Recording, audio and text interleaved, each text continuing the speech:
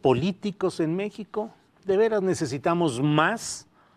¿La gente cree en los partidos políticos?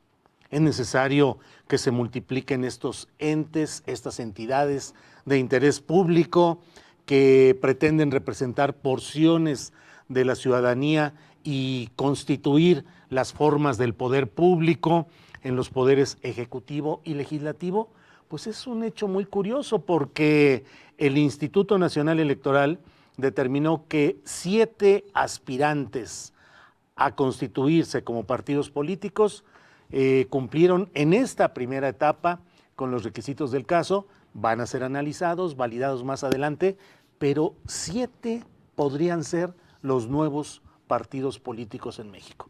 Para hablar de este tema está con nosotros el periodista Ernesto Núñez Albarrán, con quien hemos platicado ya en otras ocasiones sobre este tema tan especial de partidos, elecciones y todo lo que se viene. Ernesto, buenas tardes. ¿Qué tal, Julio? Buenas tardes. Buenas tardes al auditorio. Gracias, Ernesto. Pues, ¿qué? 7 aspirantes a registro. ¿Cómo la ves? 7 que se sumarían a 7 que existen. 14. Exacto. Actualmente tenemos Morena, PRI, PAN, PRD, MC, Partido Verde y PT.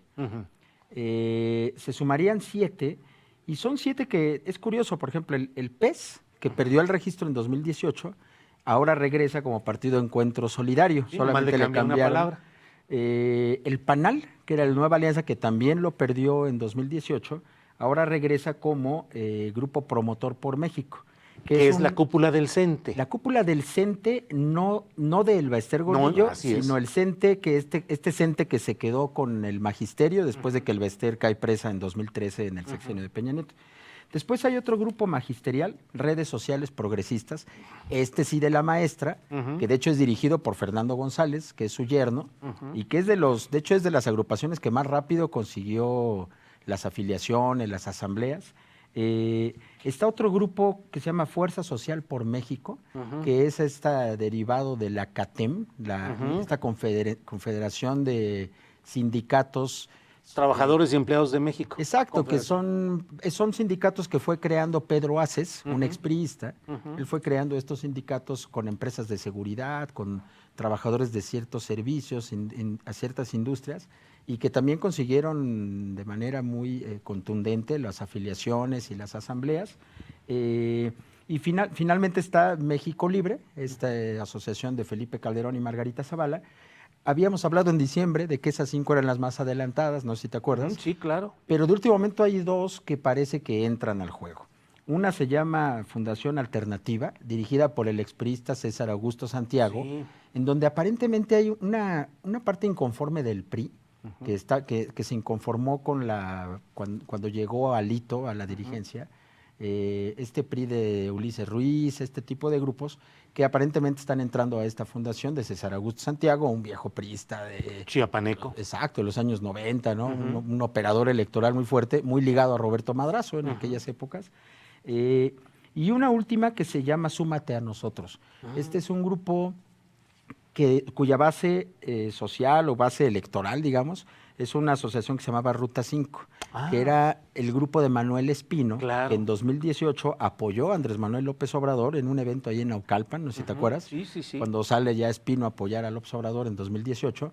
Este grupo está muy cerca de Pati Durán, en el municipio de Naucalpan. Sí, pues ese fue el pago por el apoyo. Exacto, y de hecho Manuel Espino fue secretario de gobierno de Pati Durán. Ahora acaba de ser nombrado en una comisión con Alfonso Durazo en la Secretaría de Seguridad Ciudadana. Servicio de Protección Federal, algo así se llama. Exactamente, pero este grupo ligado a Manuel Espino, exdirigente nacional del PAN, pues también es uno de los grupos que están allí. De manera que son 7, Julio.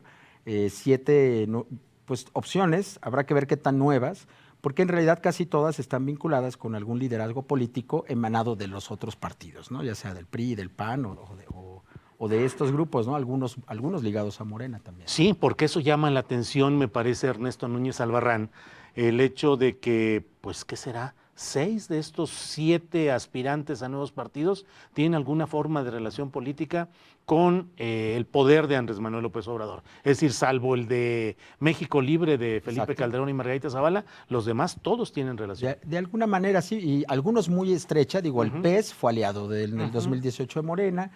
Pedro Aces y la Fuerza Social por México, de hecho, hace unos cuantos días estuvieron con Andrés Manuel en un evento. Es una vertiente del monrealismo, ahí está metido tanto Monreal como este gobernador tan peculiar de Oaxaca, que es Alejandro Murat, que es la prolongación del cacicazgo de los Murat en Oaxaca. Y con Pedro Aces, que es un senador suplente, él en 2018 llega llega a la lista nacional de Morena como suplente de Germán Martínez. En estas negociaciones que se hicieron a la hora de coaligar esa gran coalición de todo que fue Juntos Haremos Historia, pues ahí se subió todo mundo. Uno de los que se subió fue Pedro Aces. Pero por lo menos la de Pedro Aces, las redes sociales progresistas que también en la campaña de Andrés Manuel aparecían con sus pancartas, con sus mantas. La de Manuel Espino, que tuvo una alianza pública, notoria. Y que ahora es funcionario ya del gobierno de la República. Entonces llama la atención que mientras Morena estuvo en una crisis terrible durante todo el 2019, en esta adaptación al proceso de volverse el partido en el poder, cuando no podían tener dirigente, que apenas la acaban de resolver la semana pasada con el asunto de Alfonso Ramírez Cuellar. Mientras Morena estaba en esta crisis de liderazgo, pues algunas de las agrupaciones que se subieron al López Obradorismo y que seguramente aportaron algunos de los 30 millones de votos de López Obrador, empezaron aprovecharon este proceso de formación de partidos para institucionalizar sus iniciativas y tratar de conseguir el registro como partido. ¿Qué sigue, Julio? Sigue, según el Instituto Nacional Electoral, un proceso de revisión exhaustivo de todas estas asambleas que se hayan llevado con legalidad. Tienen que revisar muy bien las afiliaciones. Ellos tienen que acreditar 234,000 afiliaciones, que se tiene que ver que no estén duplicadas con las de otro partido político, ya sea existente o ya sea en formación. Se va a revisar, entiendo, que no hayan sido afiliaciones corporativas, es decir, que algún sindicato haya metido a trabajadores ahí a las afiliaciones. Hay muchos sindicatos metidos en esta constitución de nuevos partidos, eso se tiene que revisar. Se tiene que revisar los gastos que ejercieron y el proceso, según la ruta crítica, que es pública desde hace ya mucho tiempo, terminará hasta junio. En junio la Secretaría Ejecutiva del INE presentará al Consejo General ya como un dictamen donde diga de estos 7 que solicitaron, estos cumplieron legalmente todos los requisitos, nos entregaron su programa de acción, su declaración de principios, pero sobre todo le hicieron todo de manera legal y el 1 de julio podríamos amanecernos con nuevos partidos. Pueden ser 7, sería inédito, ¿no? Tener una boleta electoral en el 2021 con 14 partidos, pero bueno, ya veremos cuántos son los que se terminan aprobando al final. Ahora, no deja también de ser interesante, Ernesto Núñez Albarrán, el hecho de que la resolución se dará hasta junio, pero en abril entrarán 4 nuevos consejeros al Instituto Nacional Electoral, los cuales esos 4, más Roberto Ruiz Saldaña, que es un consejero no proclive a Lorenzo Córdoba, y uno más que consiguieran, tendrían mayoría para decidir lo que fuera ahí. Claro, y va a ser bien interesante que estos nuevos consejeros, una de sus primeras decisiones importantísimas será esta. De hecho, va a ser la primera gran decisión que tome. El nuevo Consejo General del INE, ya renovado parcialmente con los 4 consejeros, comienza a funcionar, digamos, el 4 de abril. Ese día ya está incluso ordenada o agendada una sesión extraordinaria del Consejo General para integrar a 4 nuevos consejeros y su primera decisión será justamente esa, votar en junio, o una de sus primeras decisiones más importantes, votar en junio los registros de estos partidos.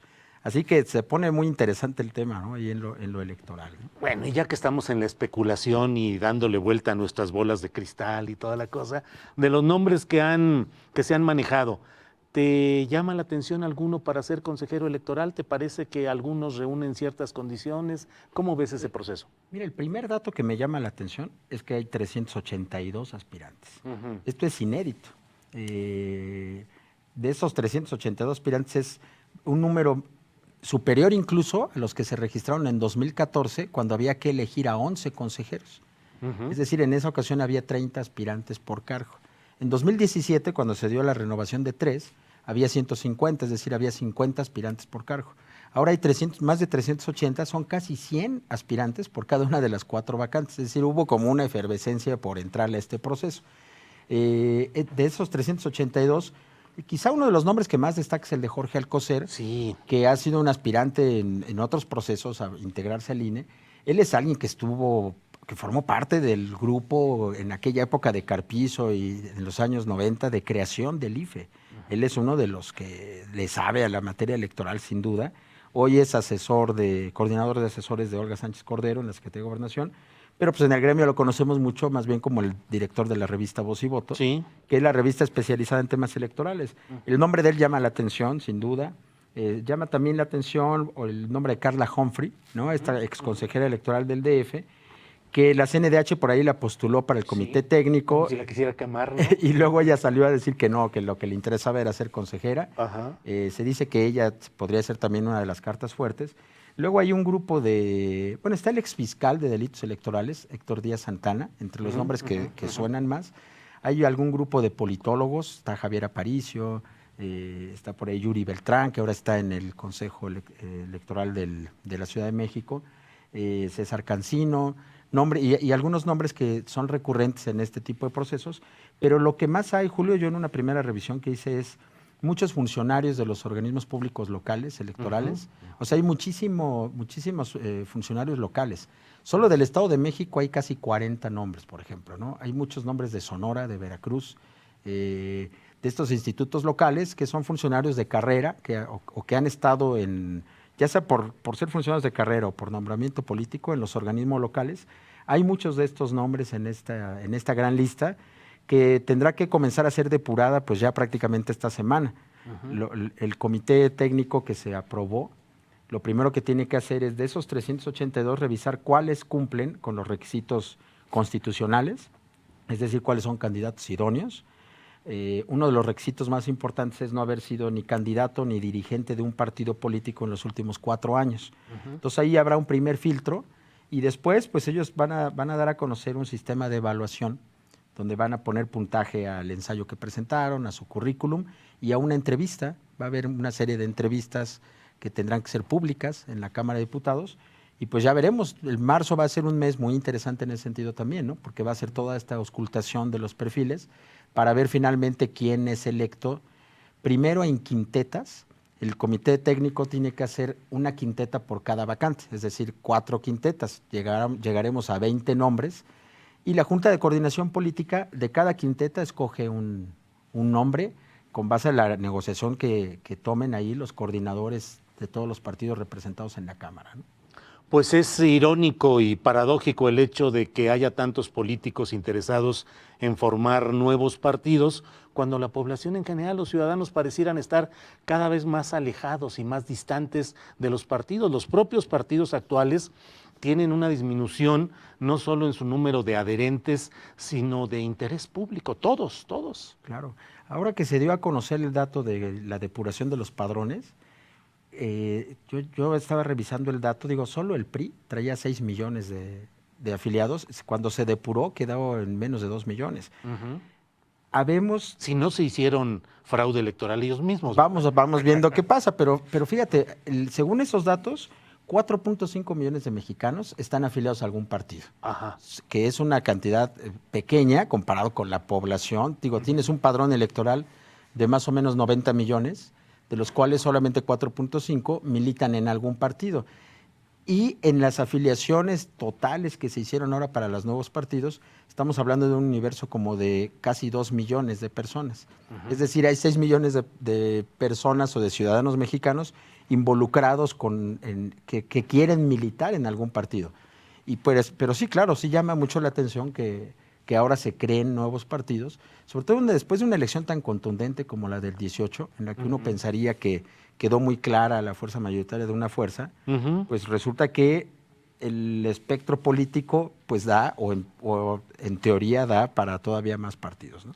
Y mientras tanto el partido mayoritario, Morena, con pugnas internas, con problemas, pareciera, y con esto a lo mejor podemos cerrar la plática, Ernesto Núñez Albarrán, pareciera que la política se va a hacer ya no solamente, digo yo desde Palacio Nacional, no solo con Morena, sino con otros de algunos de estos nuevos partidos que se pudieran ir creando, mover en uno, en otro, presentar candidatos en un partido o en otro. ¿Qué opinas de eso?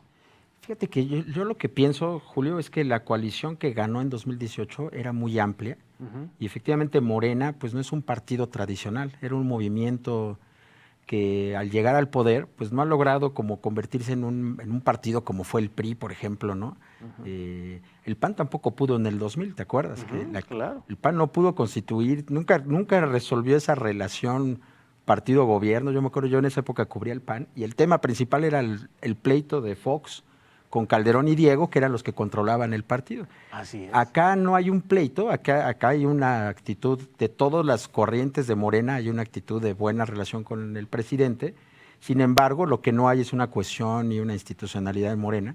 Entonces, en 2021 va a ser muy interesante porque es una elección en la que se elige la Cámara de Diputados, se eligen muchas gubernaturas, bueno, 15 en principio, 30 congresos locales, ayuntamientos en 30 estados, y yo creo que esa elección va a servir para depurar el sistema de partidos que tenemos y para poner a cada quien en su peso, ¿no? Yo supongo que es lo que debería de ocurrir en esa elección. Cada fuerza política adquirirá realmente el peso real que tiene en esa elección, ¿no? Que va a ser una elección bien grandota, Julio. Ernesto Núñez Albarrán, periodista, muchas gracias por esta oportunidad de tener tu opinión y tu sapiencia sobre estos asuntos. Gracias. Gracias, Julio. Gracias. Gracias.